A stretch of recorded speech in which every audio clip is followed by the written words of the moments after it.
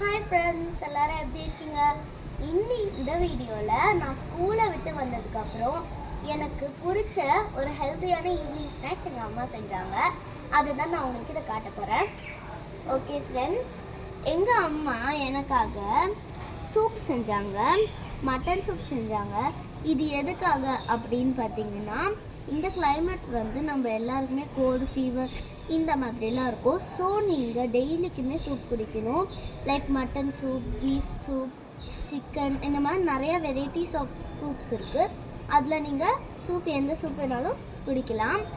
ஆனால் டெய்லிக்குமே ஈவினிங் நீங்கள் சூப் குடிக்கணும். ஒரு வீக்கில் ட்வைஸ் டேவாவது சூப் குடிக்கணும். இதை நான் ட்ரை பண்ணிட்டு எப்படி இருக்குன்னு சொல்கிறேன்.